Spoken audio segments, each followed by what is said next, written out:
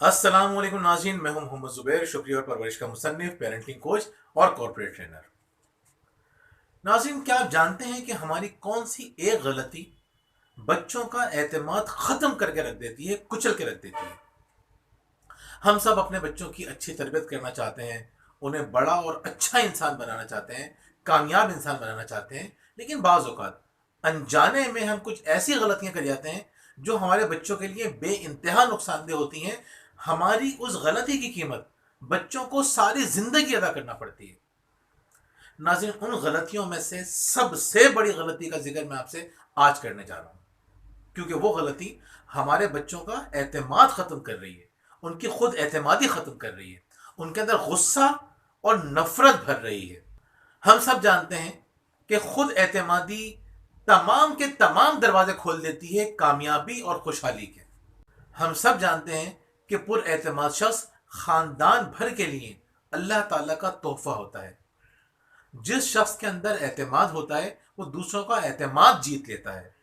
जिस शख्स में एतमाद होता है वो लोगों के मसाइल हल कर लेता है, लोग उसे अपने मसाइल के हल के लिए बुलाते हैं। नाज़रीन, जिस शख्स में एतमाद होता है वो लड़ता झगड़ता नहीं है, मोहब्बत से मामला को हल करता है। जिस शख्स में एतमाद होता है वो सिर्फ घर के लिए नहीं, पूरी सोसाइटी के लिए एक बहुत बड़ी ब्लेसिंग होता है। दुनिया के जितने भी बड़े इंसानों को आप देखेंगे, उनमें बुनियादी खूबी जो आपको नजर आएगी वो उनका एतमाद था। लेकिन नाज़रीन, हम वो क्या गलती करते हैं? हम आज बात करने जा रहे हैं उस गलती के बारे में जो हमारे एतमाद को ख़त्म कर देती है। बिल गेट्स कहता है, don't compare your self with any one in the world. If you do so you will insult your self. अपना मवाजना दुनिया के किसी शख्स से मत करो। अगर तुम ऐसा करोगे तो तुम अपनी बेइज्जती करोगे। नाज़रीन, हम बिल गेट्स को इस तरह से तो जानते हैं कि वो दुनिया का अमीर तरीन शख्स है, लेकिन हम ये नहीं जानते कि वो शख्स साल में 50 से ज़्यादा किताबें पढ़ता है, मोटी मोटी किताबें पढ़ता है। वो दिन भर लोगों से मिलकर सीख रहा होता है, वो दिन भर ग्रो कर रहा होता है, अच्छे लोगों में बैठता है। वो शख्स आपको ये बता रहा है कि आप क्या गलती करते हैं अपनी जिंदगी में। आप अपना मवाजना दूसरों से जब करते हैं तो अपनी बेइज्जती करते हैं। इसी तरह जब हम अपने बच्चों का मवाजना, अपने बच्चों को दूसरे बच्चों से कंपेयर करते हैं तो आप उनकी बेइज्जती कर रहे होते हैं। नाज़रीन, बेइज्जती का जो एहसास है वो इंसान की सलाहियतों को कुचल के रख देता है। आपको अपनी जिंदगी में सबसे ज्यादा गुस्सा किस शख्स पे आता है? यकीनन उस शख्स पे जिसने आपकी कभी बेइज्जती की थी। आप कौन सा काम करने से सबसे ज्यादा डरते हैं और कौन सा काम करते हुए आपको सबसे ज्यादा शर्मिंदगी महसूस होती है? यकीनन ये वो काम था जिसकी वजह से कभी आपने बेइज्जती फील की थी। लेकिन बेइज्जती का एहसास आपके एतमाद को कुचल के रख देता है, और बेइज्जती का सबसे बड़ा एहसास आपको उस वक्त होता है जब आपका मवाजना दूसरों से किया जाता है। नाज़रीन, जब कंपेयर किया जाता है तो हम बेइज्जती फील करते हैं।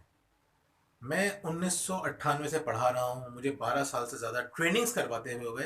जो सबसे बड़ा मसला मेरे सामने आता है वो क्या आता है? वो ये आता है कि लोगों को ये एहसास दिलाना कि तुम कर सकते हो, तुम कर सकते हो। ये एहसास इंसान का कब मरता है? जब उसकी आप बेइज्जती करते हैं कंपेयर करके। नाज़रीन, कंपेयर करना लोगों को बेहतर करने का बहुत ही गैर मौसर तरीका है। नाज़रीन, हम बच्चों को इसलिए भी कंपेयर करते हैं कि हम पढ़ाई में उनकी परफॉर्मेंस बेहतर करना चाहते हैं।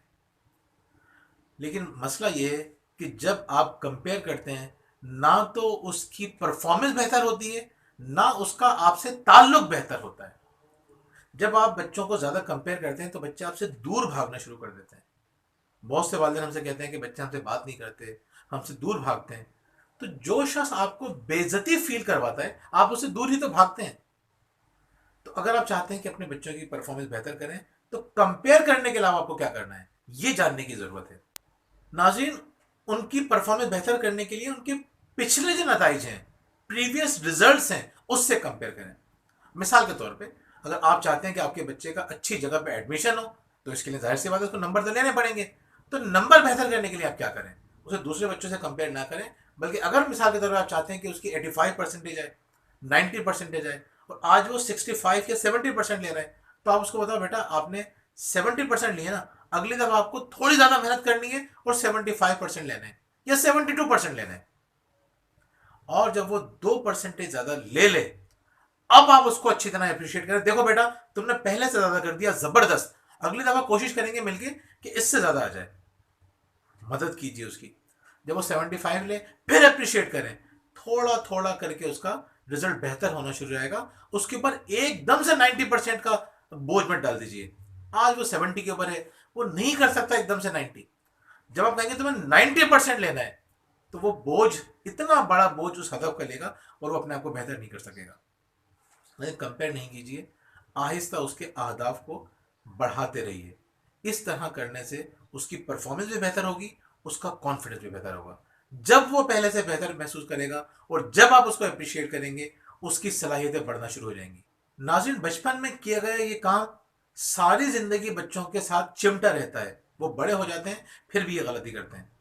मेरे एक दोस्त हैं, Azam body building and fitness club के डायरेक्टर हैं।